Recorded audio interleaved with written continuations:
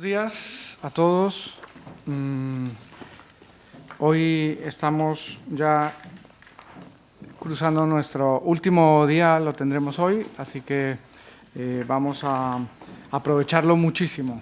Y para hablar de, como dijimos ayer, de Asia, tenemos la presencia del director general de la Casa Asia, don Ramón María Moreno, que está a mi izquierda, y que la Casa Asia ha traído dos estupendos ponentes. El primero de ellos es el embajador Eugenio Bregolat, que lo tengo a mi derecha, y que será quien durante estas primeras 2 horas va a hacer su ponencia. Luego tendremos a don Rubén Campos, de manera que voy a pedirle al director general de la Casa Asia que nos haga la presentación y la introducción a este tema que hemos denominado la reemergencia de China y su impacto geoestratégico sobre Asia. Como siempre, al final de las ponencias tendremos un turno de preguntas, así que espero que estéis muy atentos y tengáis muchas inquietudes, porque tener al embajador Bregolat con nosotros es todo un privilegio, y desde luego a don Rubén Campos, así que aprovechad y hacéis preguntas. Gracias. Bien, buenos días. Muchísimas gracias, Óscar, por la presentación. También muchísimas gracias a todo el equipo de Casa América, que es el que ha movido todo este curso. Saludo también a la nueva subdirectora de Diplomacia Pública, que está también presente con nosotros. Y, sobre todo, agradecer muy especialmente al embajador Bregolat y al profesor Rubén Campos que aceptaran la invitación de Casa Asia para participar como ponentes en las 2 sesiones que nos han asignado dentro de este curso, que, impulsado por Casa América, ha sido organizado por la red de casas para analizar la situación del mundo en general, prestando especial atención a las áreas geográficas más relevantes para España.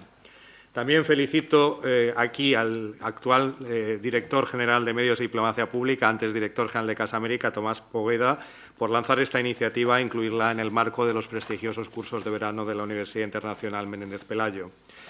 Dado que el formato de la jornada consta de 2 sesiones, nos pareció que sería interesante para los asistentes al curso conocer la situación actual de Asia desde 2 perspectivas o ejes diferentes. Estos puntos claves o estos ejes serían más India como país del sur de Asia y China como referente principal en Asia Oriental. Por su población, por su fortaleza económica e influencia estratégica, ambos países son fundamentales no solo en Asia, sino en todo el mundo. Se habla básicamente de que el siglo XXI es el siglo que pertenece a Asia. Por ejemplo, en la cumbre de noviembre de 2011 del Foro Asia Oriental, el primer ministro chino de entonces, Wen Jiabao, destacó que India y China tenían que trabajar juntos precisamente para asegurar que este siglo iba a ser el siglo de China. Además, actualmente el escenario oriental, o como ha pasado a ser conocido, el eje Asia-Pacífico, va perfilándose cada vez más como uno de los teatros, si no el principal, uno de los principales, donde se desarrollarán los principales acontecimientos económicos, sociales y políticos de la próxima década. Volviendo a China e India, son países con una presencia significativa en casi todo el mundo y son, a su vez, de gran importancia para las relaciones exteriores de la mayoría de los países del mundo y, sobre todo, vitales para su zona Asia-Pacífico. Los 2 países permiten referirse o hablar sobre las diversas áreas de Asia desde sus respectivas visiones políticas y estratégicas. La presencia económica e influencia política de los países de Asia Oriental, China, Japón y Corea en el sudeste asiático es enorme. Las relaciones China-India, India y China y Pakistán son cruciales para la estabilidad y desarrollo de la región. ¿Qué decir también de las difíciles y delicadas relaciones entre India y Pakistán o los posicionamientos de estos 2 países respecto de Afganistán? También China e India son vitales, son para Australia países más que prioritarios por sus relaciones políticas y comerciales, como lo son también para los países del Grupo ASEAN, del Grupo de Sudeste Asiático, que en teoría a finales de este año debería completar un mercado común, un mercado único parecido al de la Unión Europea. También es relevante la creciente presencia e influencia de China e India en los países de las antiguas repúblicas soviéticas de Asia Central, los vulgarmente conocidos por China. En definitiva, yo no voy a alargarme más, son las 2 potencias cuyo devenir condicionará en gran medida el devenir de Asia y también del mundo. El título elegido por el embajador Bregolat para su ponencia es La reemergencia de China y su impacto estratégico en Asia. Voy a resumiros brevísimamente el currículum impresionante del embajador Bregolat, porque realmente podríamos dar una conferencia básicamente de su currículum, teniendo en cuenta su larguísima experiencia diplomática y en otros niveles de la Administración. Solamente decir que, en fin, no sé si te importa que diga tu edad, naciste en la Seu d'Urgell en 1943, es licenciado en Derecho, ingresó en la carrera diplomática en 1971, tuvo una parte bastante activa en la transición, siendo miembro del Departamento Internacional en los gabinetes de Adolfo Suárez y Leopoldo Calvo Sotelo, desde 1978 a 82. Ha sido embajador en varios países, en Indonesia, en Canadá, en Rusia, en Andorra y, sobre todo, esto es lo principal, bueno, aparte que ha sido también ha coordinado la política exterior común con los socios de la UE en el Ministerio de Asuntos Exteriores y Cooperación, pero lo principal, y ya cedo la palabra al embajador Bregolat, es que ostenta un récord único dentro de la carrera diplomática española, que es haber sido 3 veces embajador de España en China en 3 diferentes periodos, con lo cual su experiencia en China es auténticamente única, probablemente en España y en muchísimos países del mundo, porque ha sido embajador en China de 1987 al 91, un periodo completamente distinto del actual, después del 99 al 2003 y del 2011 al 2013, con lo cual ha podido seguir perfectamente la evolución y lo que ha pasado en China de ser un país, bueno, pues con un gran peso demográfico, pero no el peso que le correspondía a nivel internacional, a ser la segunda potencia económica del mundo y también una de las grandes potencias políticas del mundo actual, y posiblemente vamos a ver cómo evoluciona el siglo XXI. En cualquier caso, yo estoy convencido, a pesar de que la gente decía que el siglo XXI iba a ser el siglo de Asia, que ya está siendo el siglo de Asia. Sin más, paso la palabra al embajador Bregolat. Muchísimas gracias.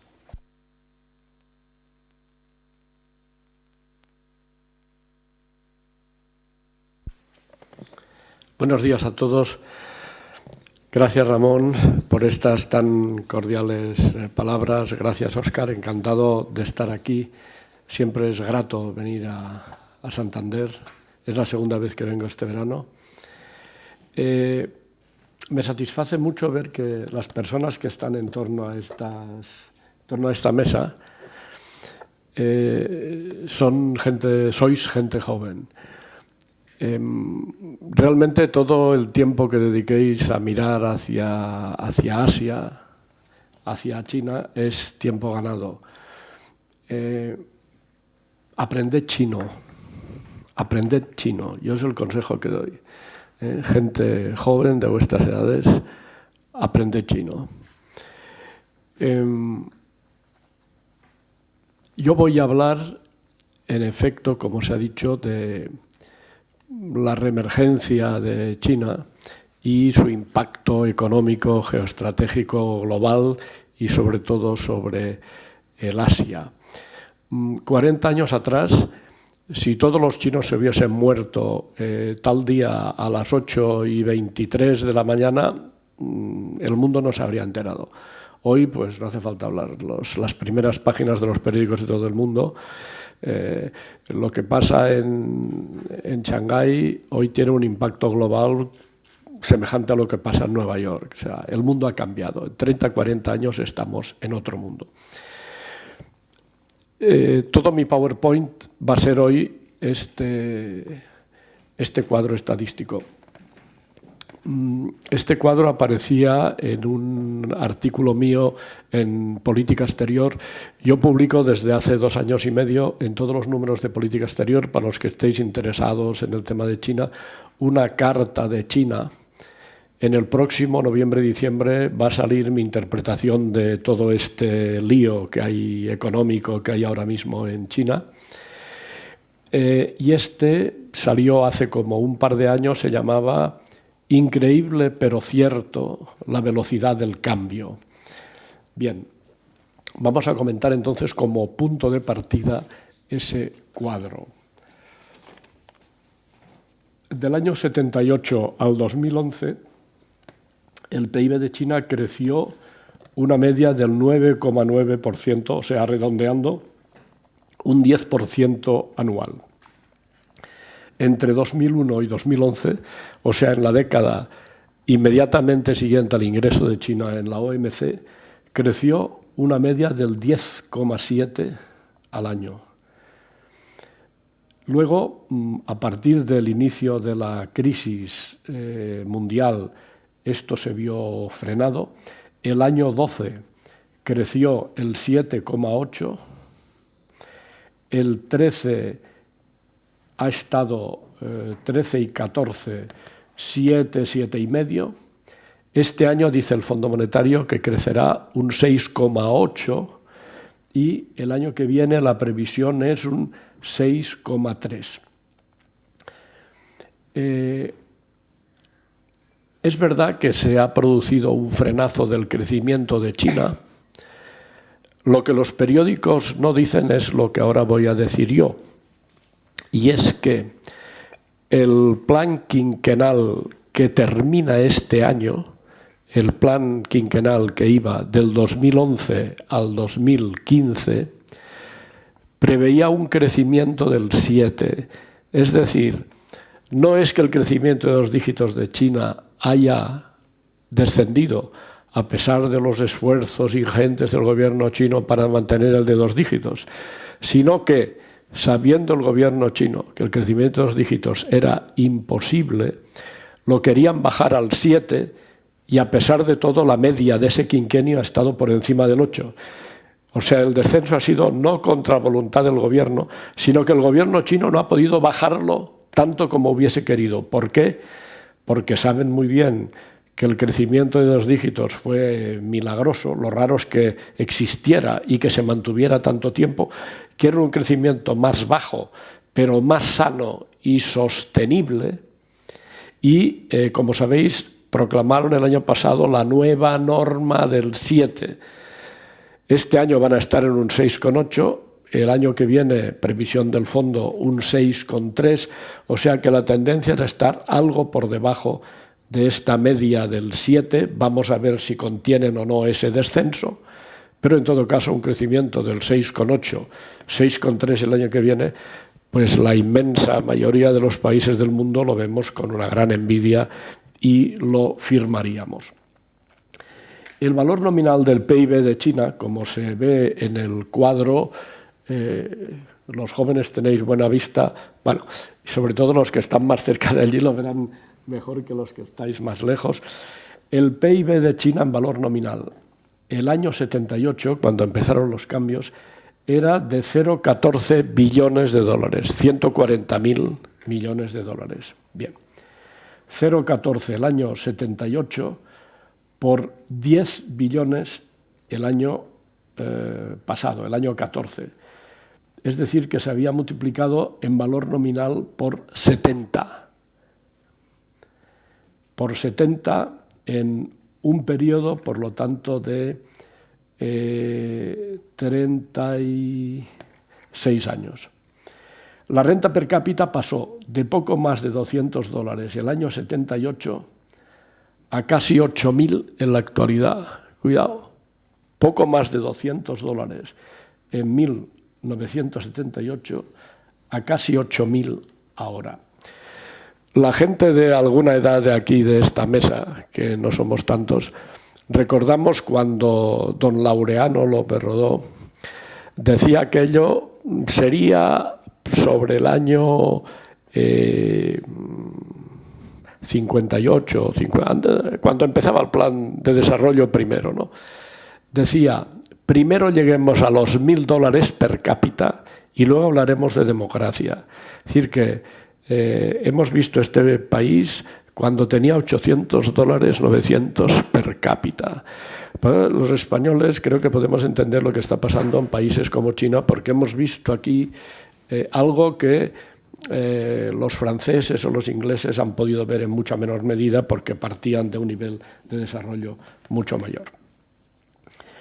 El año 78 el PIB de China era el 6, a precios de mercado, el 6,4% del PIB de Estados Unidos. En la actualidad está en torno al 60%.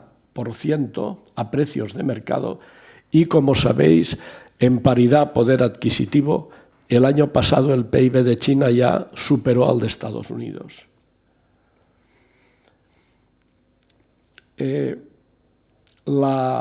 A precios de mercado, todo el mundo admite, el consenso actual es que la próxima década el PIB de China superará al de Estados Unidos. El Economist lo pone entre 2020 y 2024, dependiendo de la evolución del yuan en relación al dólar, del tipo de crecimiento de unos y otros y del tipo de inflación, entre 2020 y 2024. Mirando este cuadro, se pueden hacer unas comparaciones. China y Japón. El año 2000, Japón tenía un PIB de 5,4 billones y China tenía un PIB de 1,1. Es decir, que el PIB de China el año 2000 era una cuarta parte del PIB de Japón. Sin embargo, el año 2010 el PIB de China había superado al de Japón. Claro, esas son cosas que tú te paras un momento a pensarlo y es imposible. ¿Cómo puede ser que en 10 años pase de ser el 25%? Bueno, pues esto se debe a que si tú creces al 10% anual, en 7 años doblas el PIB y en 14 años lo cuadruplicas. Pues bien, en estos 10 años China no crecía al 10, crecía al 11 y pico. Y Japón, flat, o sea, Japón creció menos del 1% al año en esa década perdida de los japoneses. Entonces, en fin, ahí están los datos, ¿no? Como veis, el PIB del 2014, ya el PIB de China, todo esto a precios de mercado, era un 50% mayor que el PIB de Japón. Si comparamos el PIB de China con el de India, resulta que cuando empezaron los cambios en China, el año 78, el PIB de unos y otros era prácticamente idéntico, 0,14 billones de dólares para China por 0,13 para India, prácticamente igual. Bueno, pues si miramos ahora el año 14, resulta que el PIB de China es 4 veces el PIB de India. Comparando con Rusia, la cosa es muchísimo más dramática. El PIB de la Unión Soviética, el año 90, o sea, justo ahí en el momento del derrumbe de la Unión Soviética,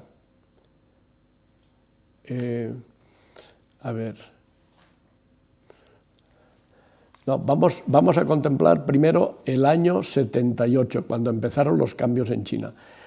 0,14 billones por China contra 0,67 billones para lo que entonces era la Unión Soviética.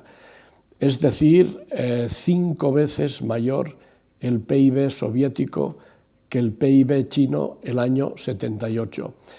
Claro, la Unión Soviética, al derrumbarse, de la noche a la mañana, el PIB controlado por Moscú cayó a la mitad. Y esa mitad, en la década siguiente, tuvo la contracción más brutal económica que haya experimentado ningún país en época de paz. La conclusión es que el año 2014 el PIB de China 9,9 prácticamente 10 billones y el PIB de Rusia 2,3. Es decir, si antes del derrumbe, justo en el momento del derrumbe de la Unión Soviética, el PIB controlado por Moscú era 4 veces mayor que el PIB controlado por Pekín, en la actualidad el PIB controlado por Pekín es 4 veces mayor que el controlado por Moscú. O sea, como veis, te lo mires en conjunto o te lo mires país por país, esto es un auténtico terremoto. ¿Cuáles son las proyecciones para el año 2050?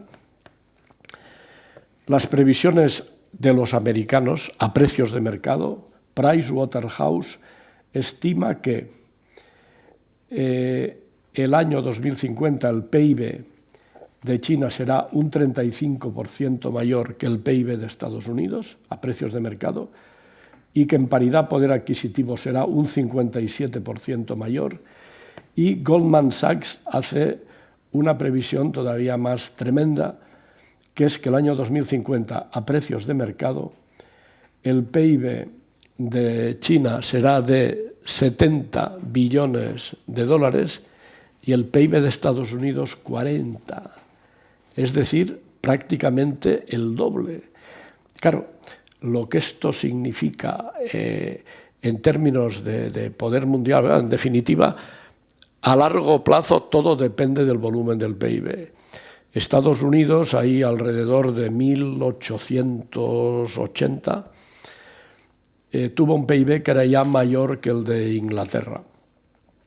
Todavía tardó 50, 60 años en convertirse en el número 1 mundial.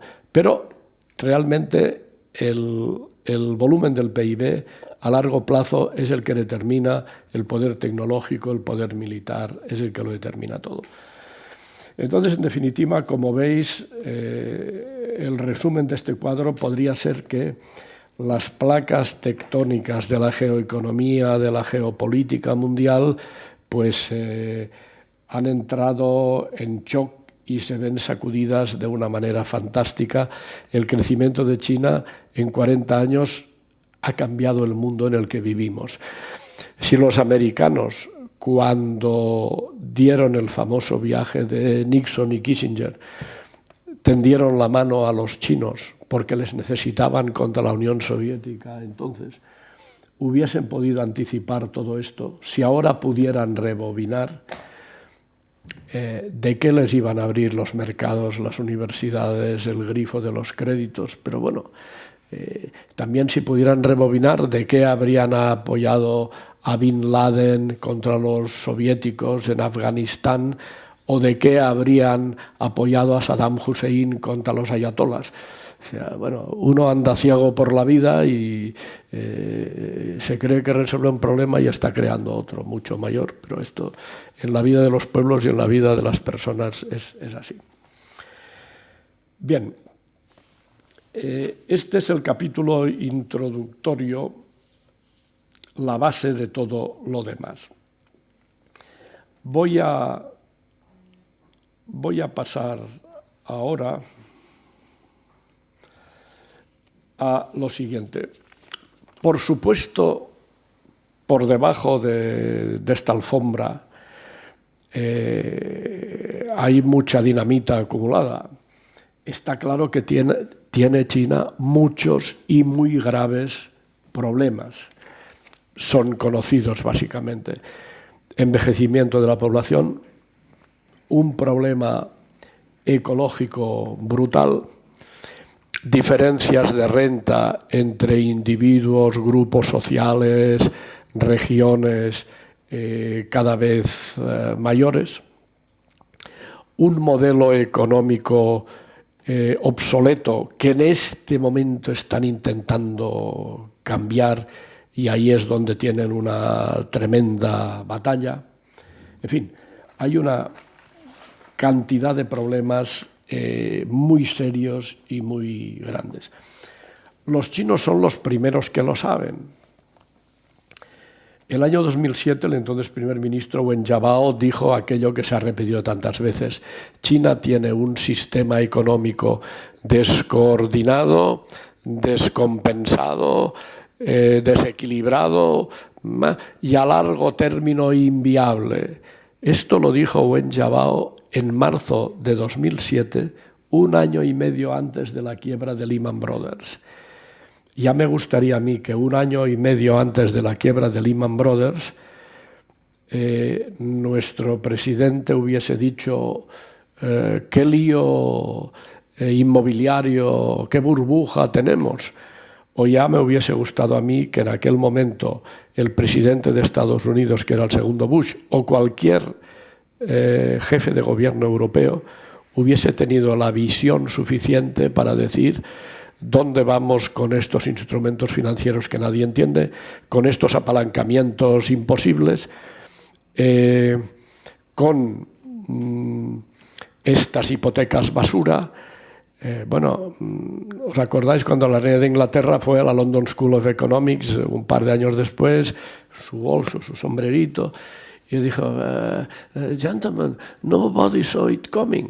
O sea, les dijo en buenas palabras, los académicos y los economistas, los empresarios, sois todos una manada de tontos, ¿no?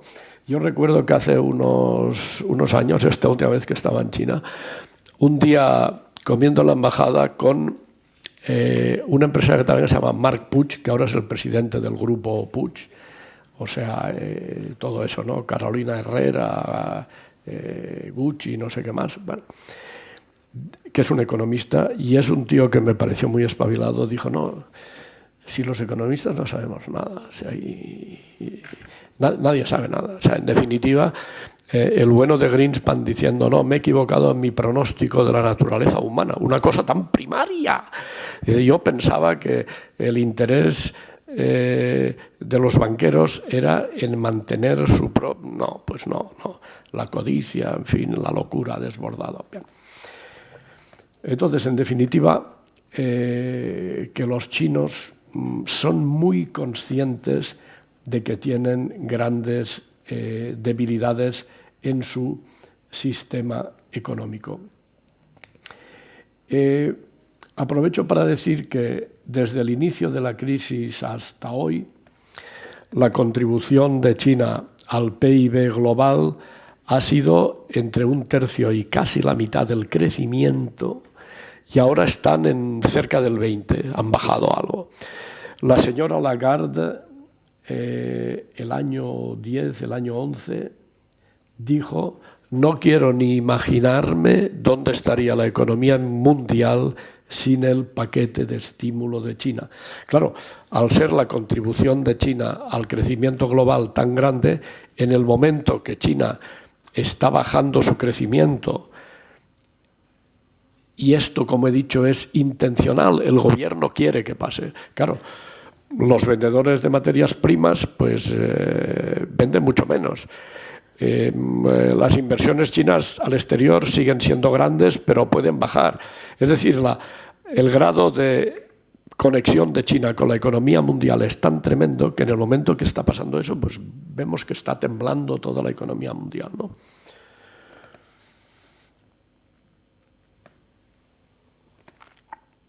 Salió un artículo mío antes de ayer en el periódico sobre lo que está pasando ahora en China. Me tocaron como 3 puntos que los recortaron porque salía un poco largo, y los 3 puntos que me tocaron son 3 pifias que metieron ahí. Pero bueno, en todo caso, el sentido del artículo está claro, y este artículo está mucho más desarrollado en el que va a salir en mi carta de China en política exterior en el número de noviembre-diciembre. Allí está mucho más desarrollado. Y la tesis básica mía es la siguiente. Hasta ahora, la capacidad de respuesta de China ha estado por encima de los retos. En estos casi 30 años que llevo ocupándome de China, siempre he oído decir, y por gente que parecía que lo entendía, esto no puede ser, después de una subida viene una bajada, se van a estrellar.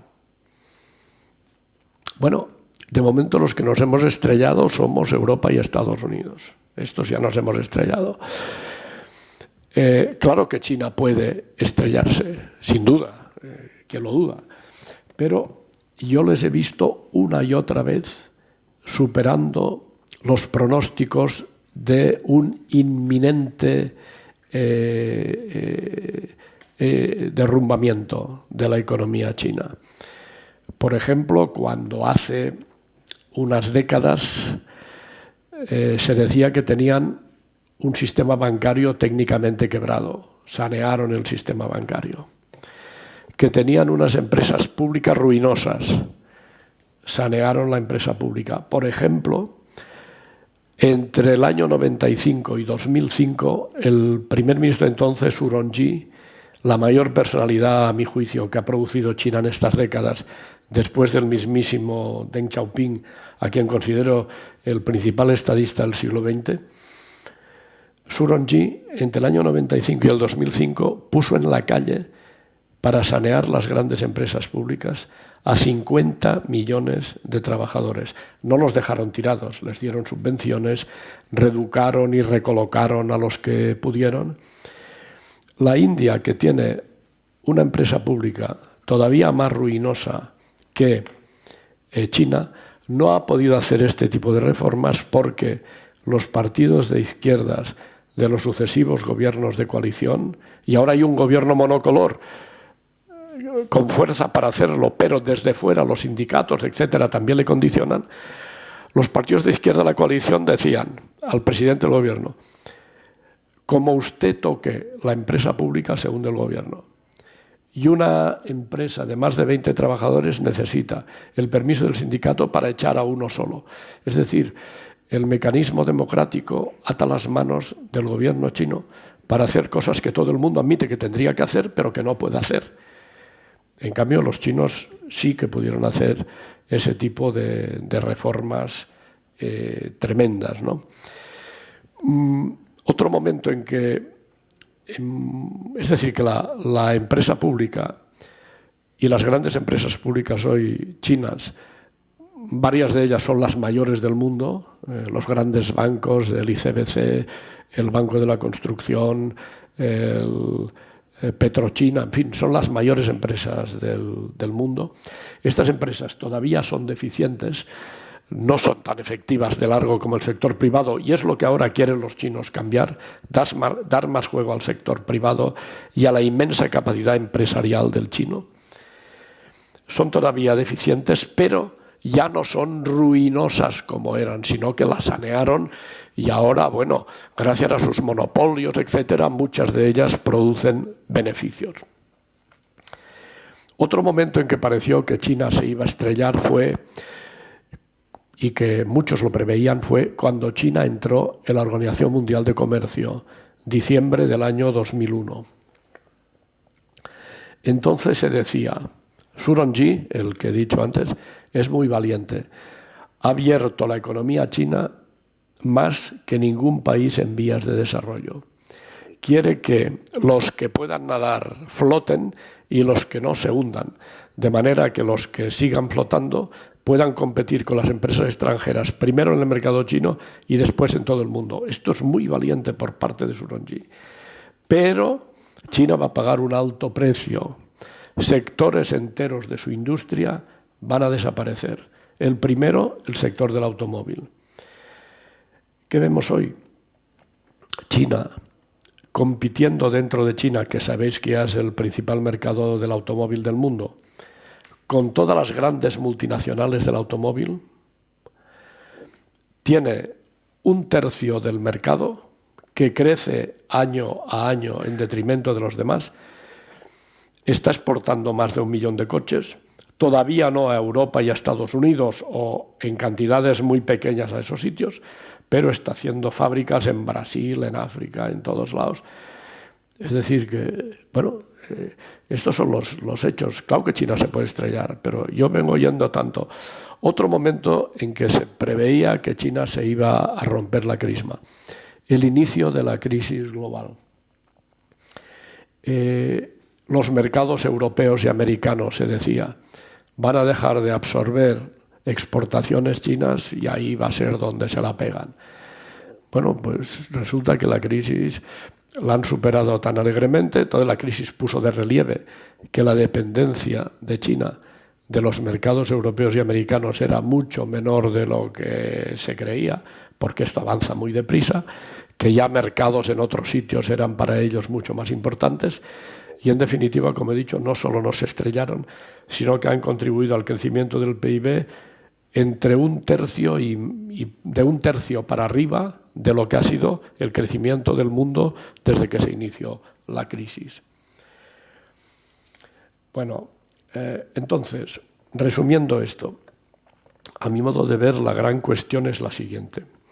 Si esa capacidad de respuesta que el mandarinato chino ha tenido en estas décadas a los retos y ha sido la capacidad de respuesta superior al reto hasta ahora,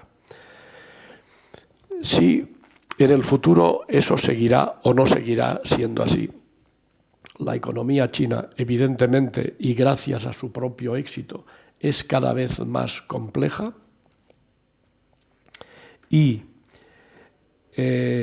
la sociedad china es cada vez más rica, educada, informada, viajada. ¿Van a ser capaces de manejar todo esto? ¿O llegará un momento en que la complejidad se les hará inmanejable? La clase dirigente china ha ganado en estas últimas décadas un reconocimiento, un respeto inmenso en el mundo. Bueno, han protagonizado el proceso de desarrollo económico más rápido y extraordinario de la historia mundial, eso está ahí. Y han ido superando los retos una y otra vez. Recuerdo a Gurría, el secretario general de la OCDE en Pekín, cuando venía estos últimos años nos convocaba a los embajadores. Y le recuerdo la última vez que estuvo por allí diciendo, estos tíos no se la pegan. Perdón por citarme, decía, the 3 times ambassador, no se la pegan. Cuidado, se la pueden pegar, ¿eh? No, ellos mismos son los primeros que lo dicen. Esto pum, pum, pum, y además insostenible. Se la pueden pegar. Yo para ver que se la pegan, admitiendo que se la pueden pegar, primero tengo que verlo. Y cuando el otro día Donald Trump, el candidato republicano americano, decía, ¿lo habéis visto hace bien pocos días? Los dirigentes chinos son mucho más listos que los nuestros. Estaba expresando una opinión muy extendida en círculos económicos y políticos de América y del mundo entero. Una vez le oí a Tun Chihua, el primer Chief Executive de Hong Kong después de la independencia, le oí la siguiente frase: Greenspan me ha dicho que China tiene la mejor clase política del mundo. O sea, hay un sentido de decir, bueno, lo que han hecho estos tíos, y efectivamente Greenspan lo explica en su libro, una admiración sin límites por estos tíos que saliendo de una economía planificada, una economía de propiedad pública, en tan pocos años han conseguido un tan alto grado de sofisticación en el manejo de una economía de mercado con características chinas, que es con un gran sector público. Una enorme admiración.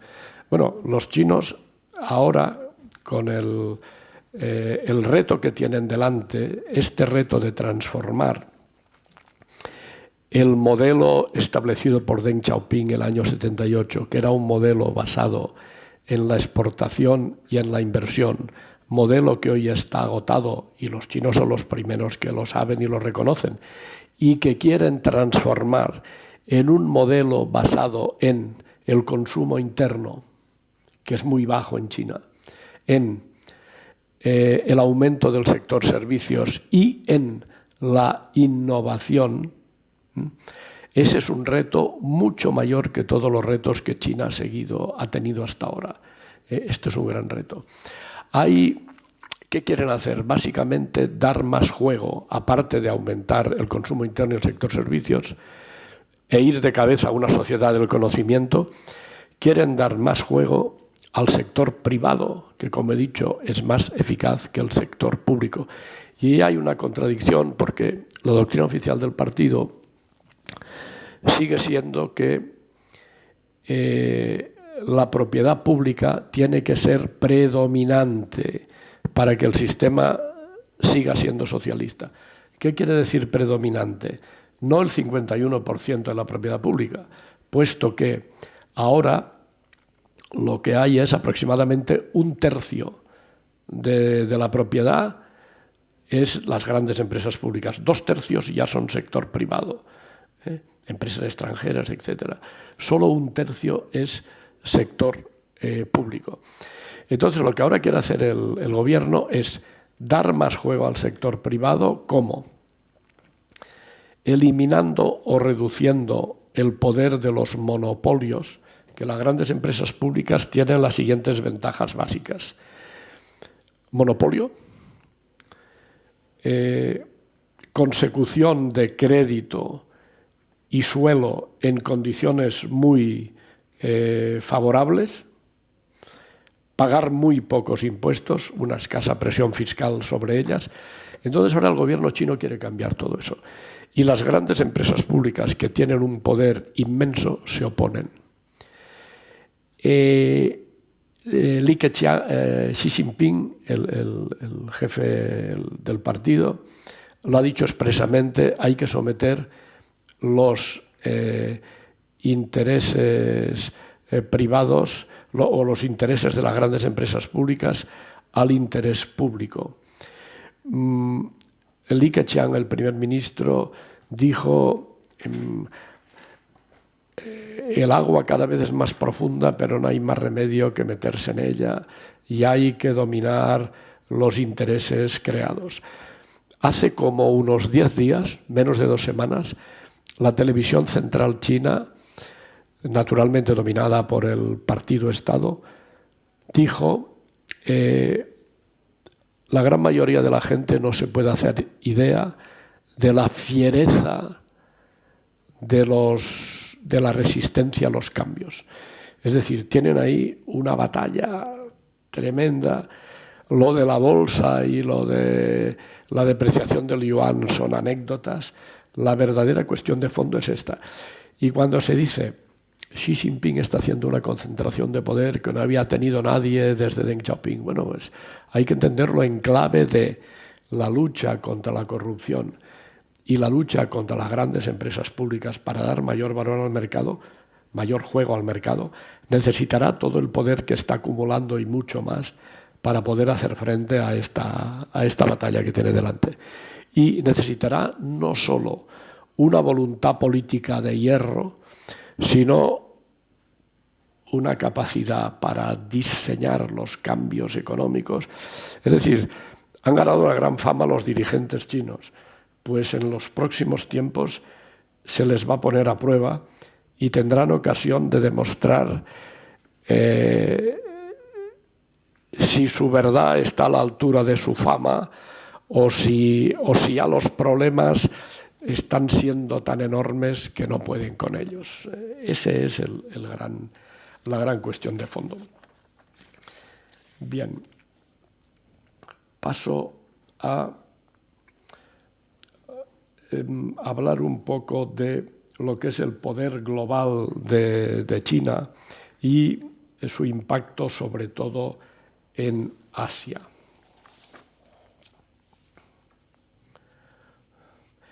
En la crisis financiera de la segunda mitad de los 90, China hizo muy bien una cosa. Cuando devaluaron sus vecinos, Corea, Tailandia, Malasia, etc., China no devaluó y absorbió las ventajas que la devaluación daba a sus vecinos con aumentos de productividad. En aquella ocasión, el Banco Mundial dijo: China, al no devaluar, ha evitado que una crisis regional se transformara en una crisis global. Ha habido 3 momentos en que China ha actuado con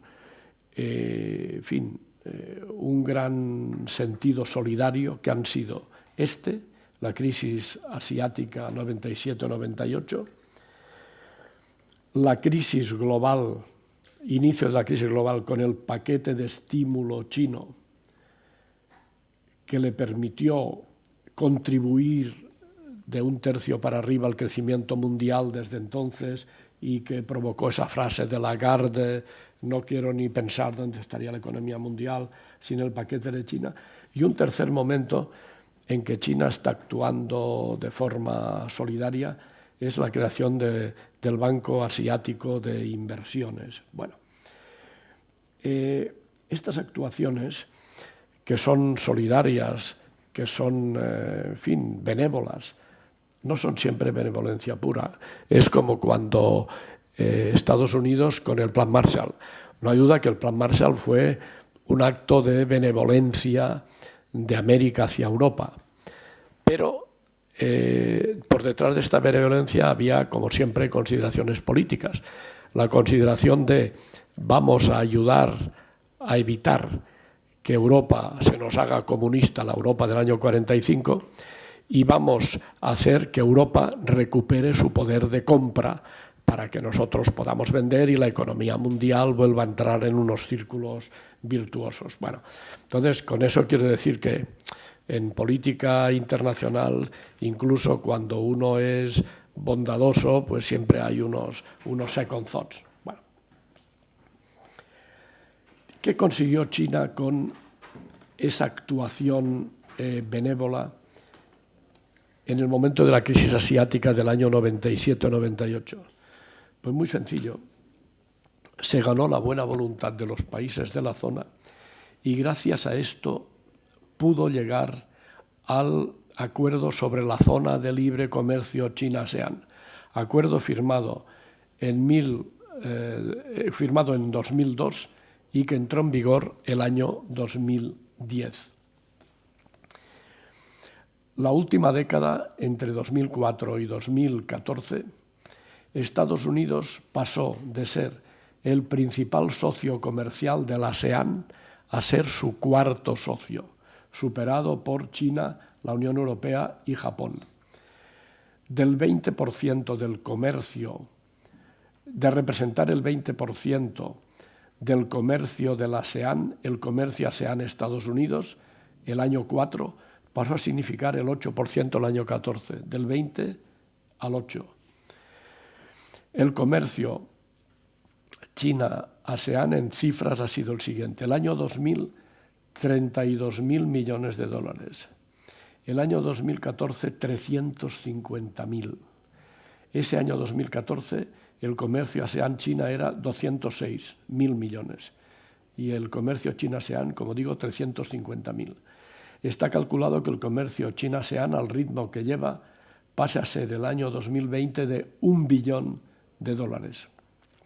Del año 2 al año 10, creció el comercio China-ASEAN un 37,5% al año.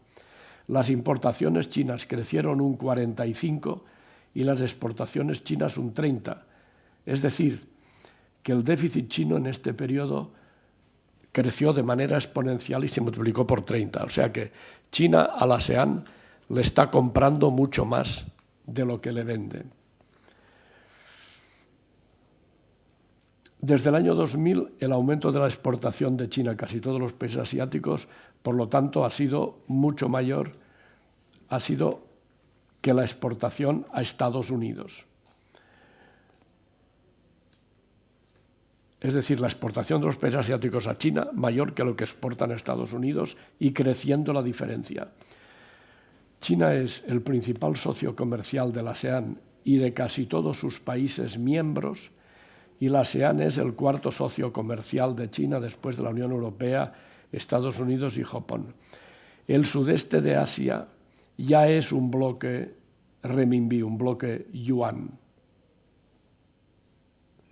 Y en gran parte pertenece a lo que se llama la Gran China en sentido económico. Esta evolución de la relación de China con Asia, con ASEAN, no es diferente de la evolución de la relación económica de China con otras partes del mundo. El comercio de China con África pasó de 13.000 millones de dólares en 2002 a 180.000 en 2012, mientras que el comercio de Estados Unidos con Asia el año 2012 era 60.000 millones de dólares. Es decir, el año 2012 China comerciaba el triple con Asia que Estados Unidos. Con Iberoamérica, ya lo sabéis, en la visita de Xi Jinping este año, se fijó la cifra de comercio que se espera para el año 2030, 500.000 millones de dólares al año de comercio entre Iberoamérica y China. Es decir, las cosas suben de una manera tremenda. La inversión de China en ASEAN de 630 millones de dólares el año 95 a 30.000 el año 13. O sea, todo sube de manera exponencial. En cambio, las inversiones de Estados Unidos, de los principales 15 destinos de la inversión americana, 3 están en Asia, China, Japón, Singapur, 2 en Sudamérica y el resto en Europa. La inversión de las economías asiáticas en China es también mayor que su inversión hoy en Estados Unidos. Y de alguna manera se está dibujando ese grupo de 10 más 3, ASEAN, China, Japón, Corea del Sur, como motor del desarrollo económico del mundo desde el inicio de la crisis. Los países de Asia del Sur y del Centro se están sumando a este proceso y Estados Unidos no tiene capacidad para sumarse a él. La política de Estados Unidos es que los países asiáticos se integren en un sistema de comercio e inversión liderado por Estados Unidos y con normas y, regidas, inspiradas por ellos. Y ahí tenemos la Trans-Pacific Partnership, que es el intento de Estados Unidos de recuperar la iniciativa y de contrarrestar este bloque económico de China en el sudeste de Asia. ¿A dónde lleva esa dependencia económica manifiesta de los países del ASEAN con China? Pues lleva a lo que cuenta Kissinger, que los indonesios, y eso vale para los países de la zona en general, les dicen: no se vayan ustedes, a los americanos, no se vayan ustedes, pero no nos obliguen a elegir. O sea, queremos que sigan ustedes ahí por motivos de seguridad, como es inevitable, a todo el mundo le da miedo ese auge tan rápido de China, no puede ser de otra manera. Quédense ustedes, pero no nos obliguen a elegir porque económicamente dependemos de China.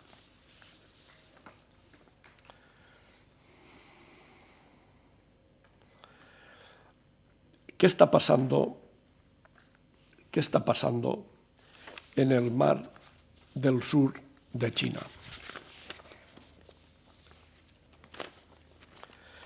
Pues yo no entiendo la lógica de lo que están haciendo los chinos en el mar del sur de China, y se lo digo a mis amigos chinos. Estáis tirando piedras contra vuestro propio tejado. Yo lo veo así. De hecho, en China hay 2 líneas. Una línea como muy intransigente. Hay que entender, claro, que la historia, ¿no? Estos días estamos viendo esta celebración militar y cómo los chinos o los coreanos siguen muy descontentos con Japón porque entienden que no ha hecho el mea culpa. Yo tengo una nuera china y mi hijo hace un tiempo me dijo: ¿sabes aquel gran mapa que tengo con todos los sitios en los que hemos estado y con unas banderas? Pues Yulai, que es su mujer, sin decirme nada, cogió la bandera de Japón y la quemó. Claro, en la Segunda Guerra Mundial hubo 30 millones de muertos en China. Japón evidentemente llegó a China con un concepto darwiniano: estos son un país, una raza decadente, nosotros somos una raza emergente. Igual que los mongoles ocuparon China en el siglo XIII y la dominaron, no duró mucho, 100 años. Luego llegaron los manchúes y del 16 al 19, mejor dicho, del 17 al 20, dominaron China.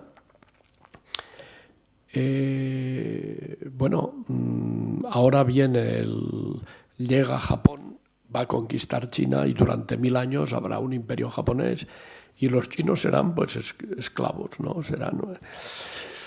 Claro, todavía salen, y lo leéis en la prensa, salen en la televisión china a menudo y en la televisión de Corea del Sur y del Norte seguro, esas pobres señoras de 80 o 90 años que las habían metido en estos regimientos del confort de los soldados. Claro, Abe, nieto de un señor que era sospechoso de ser criminal de guerra y que todos los años sigue visitando este santuario de Yasukuni. En fin, las relaciones en Asia son muy complejas, Bien, entonces, sobre el Mar del Sur de China hay dos líneas. Una línea es la de intransigencia y otra línea es la de la solución pacífica de las diferencias. Nada irreparable ha ocurrido.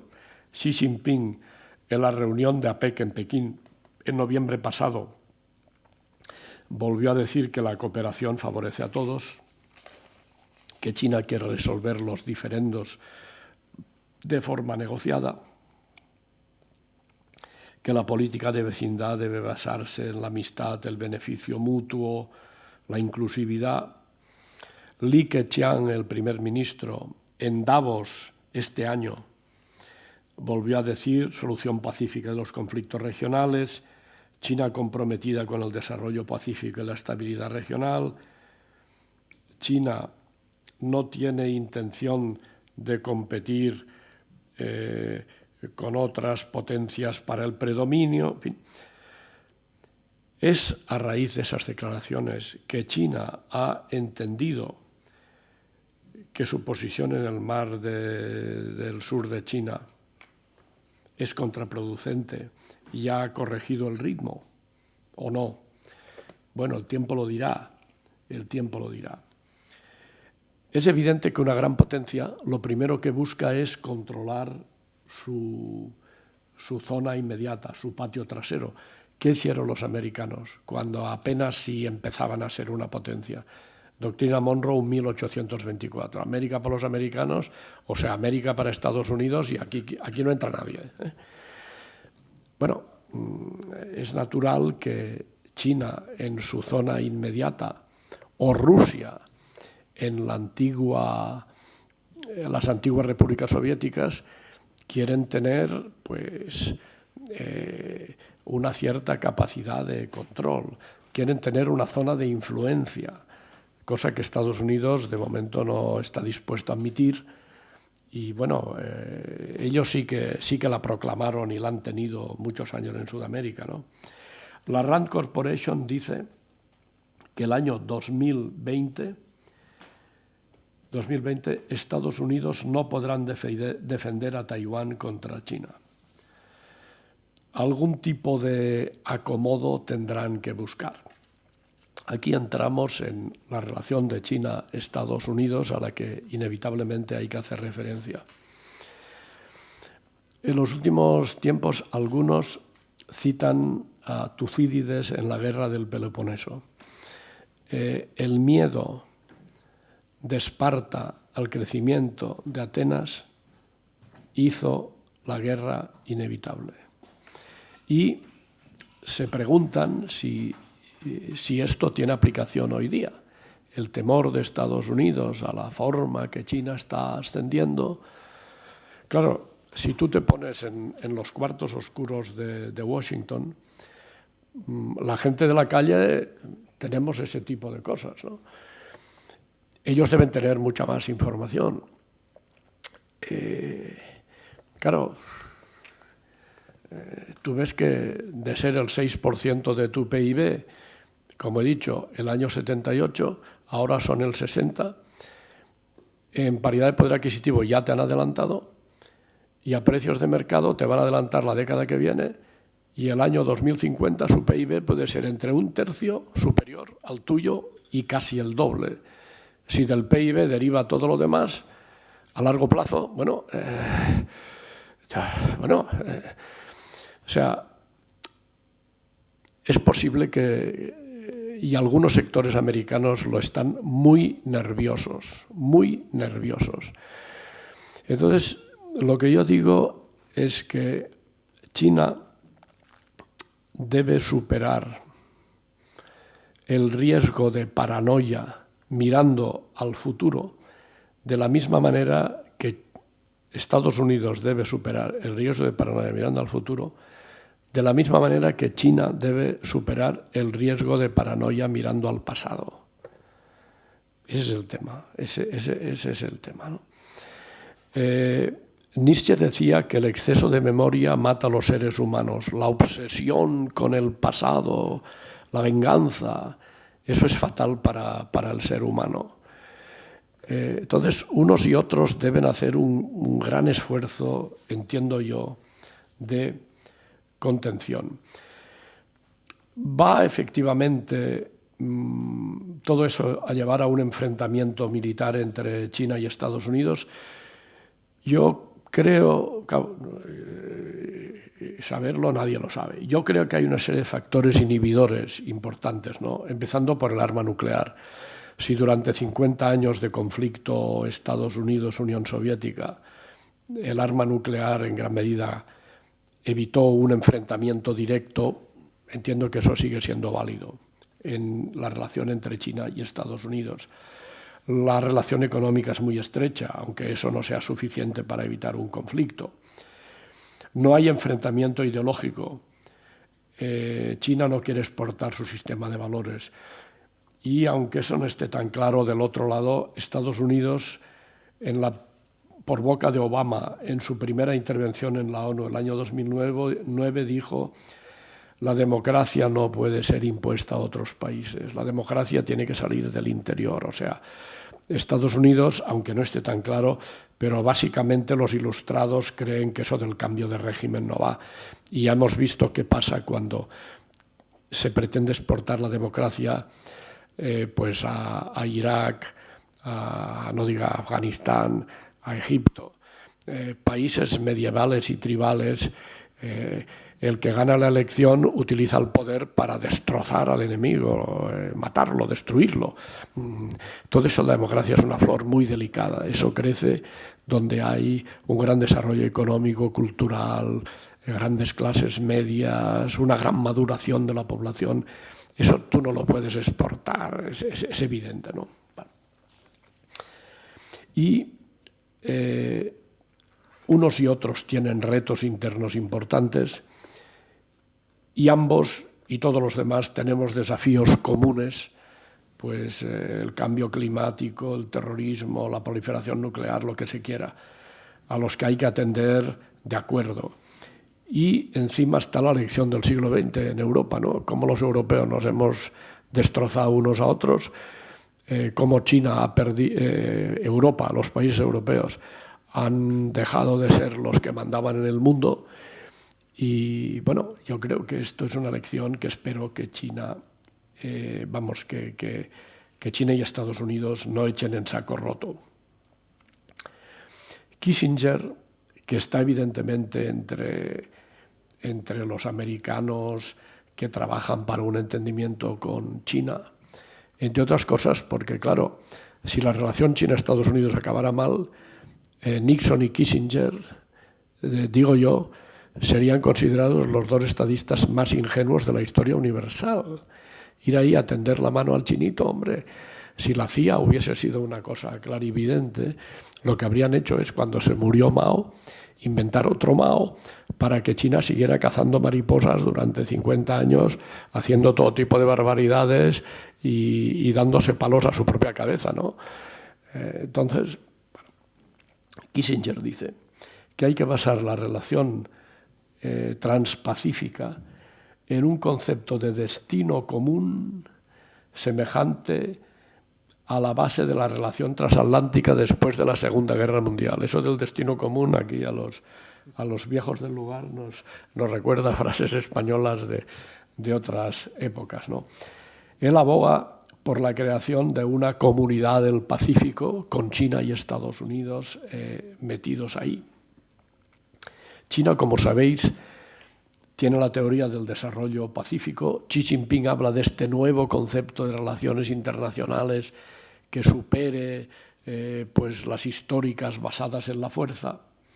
Si en un lado y en otro los sensatos, las palomas, se imponen sobre los halcones, está claro que se podría llegar ahí, y si ambos, como he dicho, superan la paranoia. El otro día estaba leyendo yo una frase de Churchill que decía: "If the present tries to sit in judgment of the past, it will lose the future". Ok, creo que está muy bien dicho. Creo que está muy bien dicho. Estados Unidos tiene una aplastante superioridad militar, hoy por hoy, gasta más en armamento que todos los demás juntos, tiene una tecnología hoy por hoy muy superior. Si China hiciera locuras, esa ley de la gravedad de las relaciones internacionales, que es la balanza de poder, jugaría, o sea, los demás se unirían contra China, como en una medida ya está pasando por esa actitud de China en el mar del sur. Bueno, los dos deben superar la percepción del otro como enemigo, bebiendo en sus tradiciones más positivas, el poder humano de Confucio, el poder humano de la tradición china y el idealismo americano. Esperemos que sean capaces de hacerlo. ¿Cómo vamos de tiempo? Vamos bien. Vamos bien, venga. Entonces,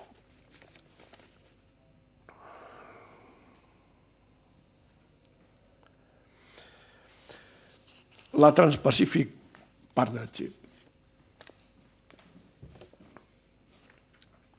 Los americanos en los últimos años, como es bien sabido, han adoptado esta línea del pivot, el pivot hacia Asia.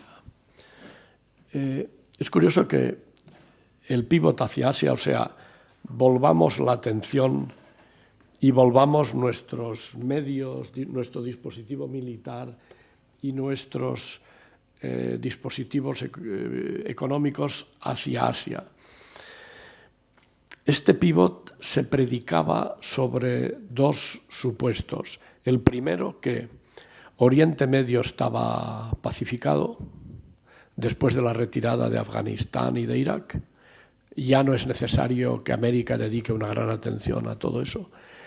Y luego Europa está pacificada. Bueno, apenas hubo Obama proclamado el pivot, que de repente hace un año o año y medio, yo creo que fue el verano, no este verano, el anterior, yo un día pongo la tele y oigo hablar por primera vez de una cosa que se llamaba el Estado Islámico, que ya había ocupado, pues no sé, medio Irak, una parte de Siria. Yo es que no había oído hablar nunca del Estado Islámico, nunca. Bueno, el desbarajuste creado por la forma en que Estados Unidos reaccionó al 11 de septiembre, estas guerras de Irak.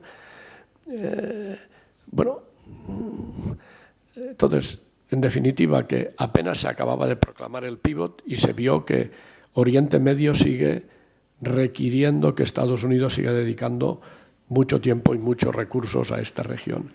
Y Europa apenas se había proclamado el pivot, que Putin se apodera de Crimea, y también se vio que lo de olvidarse de Europa y de Oriente Medio para mirar a Asia, pues resulta que no, que América tendrá que mirar todavía mucho a otras partes del mundo. La Trans-Pacific Partnership supondría que el 40% de la economía mundial está integrada ahí, con 12 países. El objetivo no sería tanto reducir los aranceles entre los países miembros, que ya son muy bajos, sino fijar una serie de normas para la economía internacional, básicamente reducción de subsidios por parte de los estados a las empresas públicas, protección de los derechos laborales, protección de la propiedad intelectual, normas sobre la cantidad de contenido local que deben tener los productos fabricados, poner límites a esto, comercio de servicios, ventas públicas de los gobiernos, ¿quién puede y no participar ahí en esas subastas? Protección del medio ambiente, resolución de disputas. Todo esto apunta de manera muy directa a China. Es curioso que Vietnam, que tampoco es un cumplidor muy fiel de todo esto, sí que lo quieren admitir ahí en la Trans-Pacific Partnership. El Financial Times decía que la Trans-Pacific Partnership es un ABC, Anybody but China. Evidentemente lo que quieren los americanos es dejar fuera a los chinos. Es un verdadero acto de containment económico de China, negarle los mercados y por ahí mirar de reducir su crecimiento económico. Claro, esto creo que es muy corto de vista en más de un sentido. Desde el punto de vista económico, un capítulo central de la economía global en los próximos años y décadas va a ser el aumento del consumo privado en China. En ello están, como hemos visto, el consumo privado en China está ahora en torno al 40%, está subiendo lentamente, está subiendo. El consumo privado en Europa o en América está en el 60 y pico, antes de la crisis estaba en el 70% en Estados Unidos. Entonces, el potencial de crecimiento del consumo privado en China es enorme. Como sabéis, las clases medias en las grandes ciudades chinas crecen cada día que pasa. Hay como unos 300 millones de personas, según cómo se considera la clase media, pero que ya están ahí. Nos vemos viajando por nuestras ciudades y gastando más que nadie. Bien.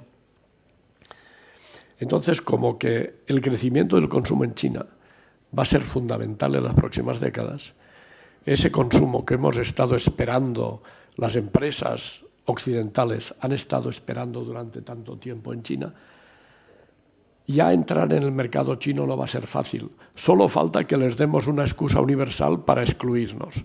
Entonces, eso es una barbaridad. En el momento en que el consumo chino va a ser una variable decisiva de la demanda mundial, estamos tirando, en este caso nosotros, piedras contra nuestro propio tejado.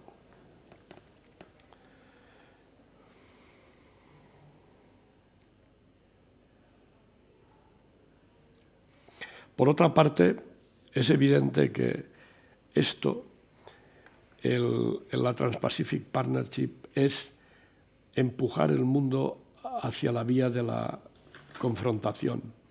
Kissinger lo ha dicho, no hay que crear bloques económicos, esto después llevará malas consecuencias. El fallecido Lee Kuan Yew, el gran Lee Kuan Yew, un hombre que entendía a China fantásticamente, por el que yo sentía desde hace muchos años una gran admiración, sabéis que ha muerto hace no tanto. Sobre Lee Kuan Yew, me dijo una cosa que me viene ahora a la cabeza, la voy a contar. Había un embajador de Singapur en Pekín, un militar que tenía evidentemente la confianza de Lee Kuan Yew. La segunda vez que yo estuve en China, del año 99 al 2003, y cuando volví a China el año 13 todavía estaba allí. Y era amiguete mío por varias razones. Sus hijas iban al colegio con mi hijo, y luego, en la primera vez que yo estaba en China, yo había mostrado mi gran interés por su país, y bueno, teníamos una relación. Me llevaba por ahí a restaurantes a probar el mejor pato Pekín. En Pekín cada uno tiene su idea de cuál es el mejor restaurante. Sobre el pato Pekín hay dos filosofías. Una es el pato totalmente exento de grasa que hoy cultiva mi amigo Tatón en Pekín y en Shanghái, considerado el principal restaurante de China. Y luego hay otra escuela de pensamiento según la cual tiene que haber una cierta cantidad de grasa, pero pequeña, indudablemente. Bueno, entonces mi amigo el embajador de Singapur me llevaba ahí a unos tugurios donde, según él, había el mejor pato de Pekín. Bueno, este hombre, que todavía estaba en Pekín cuando yo volví el año 13, pero llevaba allí 14 años,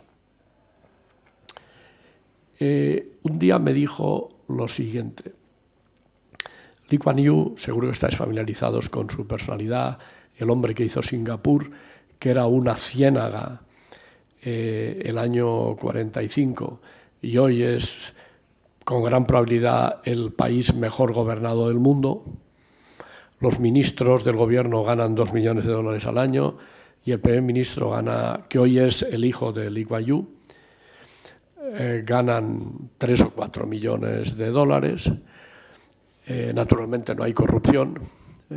Yo creo que es engañarnos a nosotros mismos en países como España, que el presidente del gobierno o los ministros ganen menos que el jefe de la Caixa en Manresa.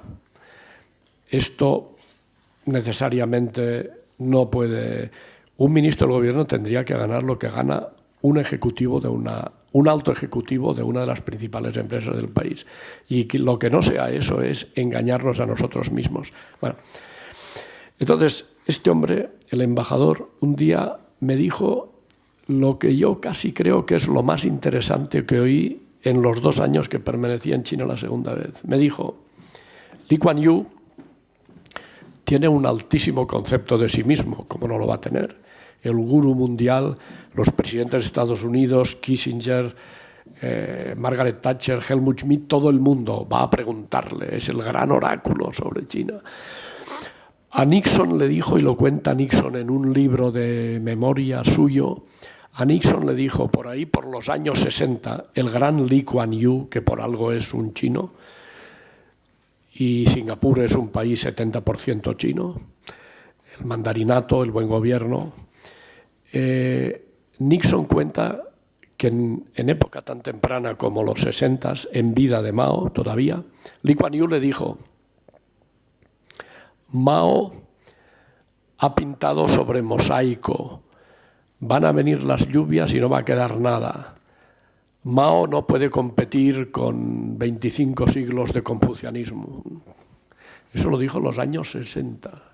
Bueno. Entonces va el embajador y me dice, Lee Kuan Yew, que tiene un altísimo concepto de sí mismo, en toda su vida solo ha creído que un hombre era superior a él. Adivinar quién. Deng Xiaoping. Deng Xiaoping. Deng habló mucho, como todos, con Lee Kuan Yew. De hecho, Deng, me imagino yo, estuvo a punto de decirle a Lee, oye, tú eres chino como yo, tú sobre todo eso, el desarrollo económico, sabes más que yo, siéntate tú en mi silla y tú... Claro, eso tampoco lo podía hacer. Pero se inspiraron mucho en Singapur y todavía hoy día miran mucho hacia Singapur y les inspira, si son chinos como ellos, les inspira, ¿no? Bueno, eso era un paréntesis a propósito de Lee Kuan Yew. Bueno, pues Lee Kuan Yew dijo de manera muy explícita, no creemos bloques económicos contrapuestos porque eso terminará en guerras. Robert Zoellick, el americano que fue presidente del Banco Mundial, dijo la Trans-Pacific Partnership no va a funcionar porque los países miembros son prácticamente todos clientes. China para ellos es más importante que Estados Unidos, es el país principal, entonces esto no puede funcionar. Bien, yo creo que es imperativo que se haga una integración de este bloque que está patrocinando Estados Unidos con la zona de libre comercio Asia-Pacífico que está promoviendo China. Creo que esto tendría que integrarse. Y diré más, en China no excluye entrar en la Trans-Pacific Partnership, porque de la misma manera que Surongji utilizó la Organización Mundial de Comercio para disciplinar la economía china y para, en nombre de esa homologación internacional, hacer cosas que en todo caso eran necesarias en la economía china, y a eso le pasó a España cuando ingresó y cuando estaba a punto de ingresar en la entonces Comunidad Económica Europea, cosas que de todas maneras España tenía que hacer. En nombre de la integración en Europa se pudo forzar ahí a la máquina económica española. Pues en China hay gente que piensa, gente de muy arriba, que cosas que son necesarias para la economía china, por ejemplo, mejorar la protección de la propiedad intelectual. Claro, China hoy ya está entre los principales productores de patentes del mundo. Entonces, a medida que ellos van produciendo más patentes, necesitan protegerlas. Es decir, a ver, en un primer momento todo el mundo copia. La gente algo mayor de aquí, de esta mesa, nos acordamos del concepto que había en el mundo de un japonés hace 40 años. Japonés era un tío que iba, el coreano, una maquinita de hacer fotos, hacía una foto y luego abrían el aparato, le mejoraban 2 tornillos y producto japonés era sinónimo de barato y malo. Claro, hoy está ahí Toyota, está Samsung. Ese salto seguramente China lo dará todavía mucho más deprisa que Japón o Corea. En un primer momento todo el mundo copia.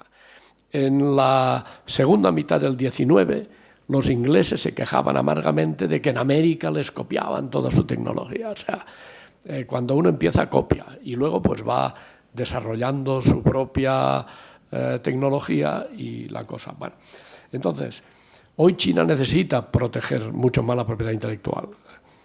Entonces, el ingreso en la Trans-Pacific Partnership sería un buen elemento para forzar a la propia economía china a avanzar en esa dirección.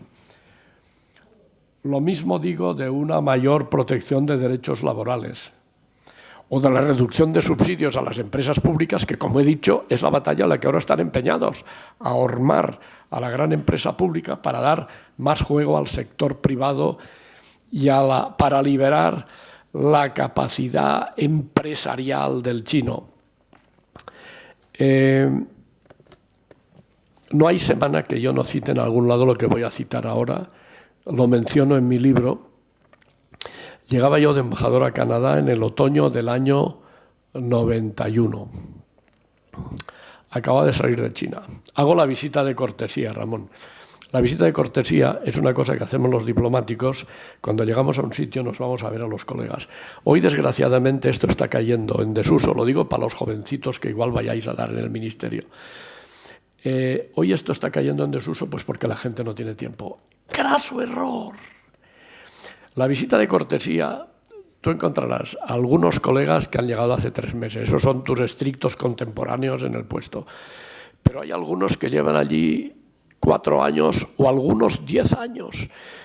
Y fácilmente, en la visita de cortesía, el viejo del lugar, al pobrecito que acaba de llegar, igual le abre su corazón. Yo lo que he aprendido en las visitas de cortesía. Entonces, jóvenes que vayáis a ser diplomáticos un día, la visita de cortesía, dedicarle mucho tiempo. Cuando eres secretario, tú visita al secretario de las... Y no tanto o no solo a los de los grandes países, tú visita a los vecinos. Yo les decía a los míos, oye, vete, sobre todo el de Singapur, el de Camboya, el de Tailandia, que esos son los que saben, el americano, el inglés, sí, también, pero tú, sobre todo los de aquí. Bueno, había una visita de cortesía al embajador del Japón. Venía yo de China, luego, al cabo de un rato, salimos a hablar de China. Y en un momento dado, el embajador de Japón en Ottawa, en el otoño del 91, no me acuerdo de su nombre, me dice, el verdadero animal económico no es el japonés ni es el coreano. El chino, ante todo, y eso es algo que por aquí no se sabe, es una bestia económica, un empresario nato. Un sondeo americano de hace pocos años en diversos países del mundo preguntaba: ¿qué haría usted si tuviera $1 millón? El sitio donde salía más gente que decía poner una empresa era el chino. El chino quiere tener su propia empresa. Los veis aquí. Tienen una capacidad empresarial brutal. Voy a contar la anécdota del chino de Alsa. Alsa, la empresa de autobuses, tenía en China ahí una... Ahora yo supongo que con los trenes de alta velocidad, pero bueno, China es muy grande y les habrá quedado espacio. Trenes de alta velocidad que sabéis que hoy China tiene del orden de los 12.000 kilómetros, más que el resto del mundo en su conjunto. Hay por ahí en las ciudades chinas unas estaciones de tren que parecen aeropuertos. España somos el segundo país con unos 2.000 kilómetros. Bueno, entonces Alsa en sus autobuses empezó a notar que había quejas de clientes que les decían que desaparecían cosas de sus maletas. Oh, si cerramos ahí y abrimos al llegar, ¿cómo puede ser eso? Un día por ahí, por alguna provincia de China, hubo un incidente, una avería. Abrieron y encontraron exactamente a un enano chino que se ve que lo metían por ahí en una mochila y el tío ahí abría y con su linterna pues afanaba lo que podía, ¿no? Eso lo pongo yo como ejemplo en ese caso mal dirigido de la capacidad empresarial de los chinos. El enano de Alsa. Bueno, sí, venga, tenemos que ir terminando. Entonces, el chino es ante todo un animal empresarial, o sea, tienen una capacidad empresarial brutal. Bueno, yo creo que os he dicho más o menos lo básico que quería. Sí que para terminar es obligado que haga una consideración sobre nosotros mismos, o sea, sobre Europa. Acabamos de ver lo del banco que ha creado China, Banco Asiático para Construcción de Infraestructuras. Bueno, como sabéis, lo hemos leído todos en el periódico, los americanos presionaron a los europeos para que no entraran en este banco y, sin embargo, los europeos, liderados por Inglaterra, el aliado fiel de toda la vida, pues se han ido al Banco Asiático. Claro, cuando América suele quejarse de que China no asume responsabilidades en el orden internacional, etc. Sabéis que China es el primer país en el número de soldados que tiene hoy en las fuerzas internacionales de Naciones Unidas. Bueno, cuando China hace gestos de asumir responsabilidades, como puede ser justamente esto de crear el Banco de Construcción de Infraestructuras, banco que necesidades de infraestructuras en el mundo son enormes, y banco en el que evidentemente, estando metidos dentro los occidentales y también si hubiesen estado metidos los americanos, pues ahí podremos condicionar a China, que tendrá además mucho cuidado con la forma en que mueve eso, porque si no le traería muy malos réditos. Bueno, el caso es que ahí hemos visto cómo Europa y América iban en direcciones muy diferentes. Es evidente, visto desde China o desde Rusia, otro país en el que yo me he pasado 12 años de mi vida en China y 10 en Rusia. Y mi mujer es rusa y mi nuera es china. Bien, entonces, los países europeos, uno a uno, es evidente que, incluidos los 3 mayores países de la Unión Europea, uno a uno no nos podemos comparar con Estados Unidos o con China. No estamos en la misma mesa. El año 2050, ningún país europeo por sí mismo, ni siquiera Alemania, estará entre las 10 principales economías del mundo. cuidado. O sea,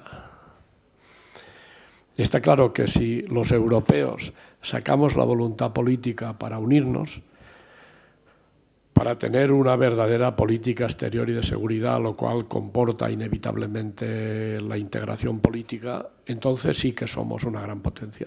Entonces nos sentamos en la misma mesa que Estados Unidos y China. Si no, no. Si no, pues somos, hoy por hoy, incluso los tres mayores países europeos son de segunda, y dentro de 20 años los tres principales países de la Unión Europea no serían de segunda, 1-1, serían de tercera. O sea, bueno.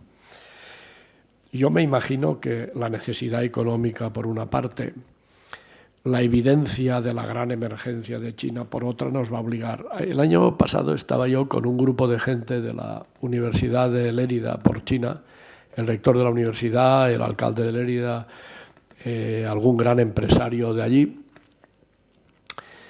y estábamos pues viajando por China ahí en un autobús y viendo ahí enormes, de repente ahí pues 30 grandes bloques de 20 o 30 pisos ahí. Y se nos ocurrió decir, bueno, lo que habría que hacer en Bruselas es agarrar a la Comisión Europea, a los primeros ministros de los países europeos, meterlos en un autobús, prohibido hablar, y tenerles una semana viajando por China. Si al volver a Bruselas al día siguiente no se produce de golpe la integración política europea, es que ya estamos muertos. En fin, eso es algo que te salta a la vista. Bueno, si un día los países europeos llegan a poner sobre la mesa la voluntad política suficiente para integrarse y tener una verdadera política exterior de seguridad, o sea, ese to be or not to be de Europa, si damos un paso hacia adelante, hacia de verdad ser una potencia, esta Unión Europea definirá su posición en el mundo por lo siguiente: por su relación con Estados Unidos, su relación con China y su relación con Rusia. Eso es lo que definirá, ¿no? Y básicamente la opción europea será el seguidismo de Estados Unidos o ser tú mismo. Y naturalmente que con Estados Unidos siempre tendrás una comunidad de valores, etcétera, etcétera, lo que se quiera. Yo vi a Rompuy y a Barroso en China, sería el año 12. Hablaron en una de las universidades de Pekín. Y Rompuy dijo una cosa muy, muy clarita, que la recuerdo muy bien. Dijo: nosotros no tenemos grandes intereses estratégicos en la vecindad de China, a diferencia de otros. Evidente referencia pues a Taiwán, a las bases americanas en la zona. Y segundo, tanto nosotros como China estamos interesados en que el dólar no controle el sistema monetario internacional. Entonces, quedaron muy claras unas afinidades, ¿no?, con China. Lo lógico es que Europa, como se ha visto ya ahora en este episodio del Banco de Infraestructuras de Asia, que Europa sea ella misma, que Europa vaya definiendo sus valores, y posiblemente en el mundo que se avecina y con lo de Tucídides, Europa tenga un valor que jugar ahí como fuerza de balanceo y como fuerza que puede contribuir a evitar que toda esta relación de Estados Unidos con China, que evidentemente es la predominante y va a ser la gran envolvente que va a definir el contexto de las próximas décadas del mundo, que vosotros, los que tenéis que aprender chino, vais a vivir, pues, en fin, se pueda manejar de una manera que no termine de forma catastrófica. Bien, yo lo dejo ahí. Con mucho gusto voy a intentar contestar las preguntas que tengáis. Gracias por vuestra atención.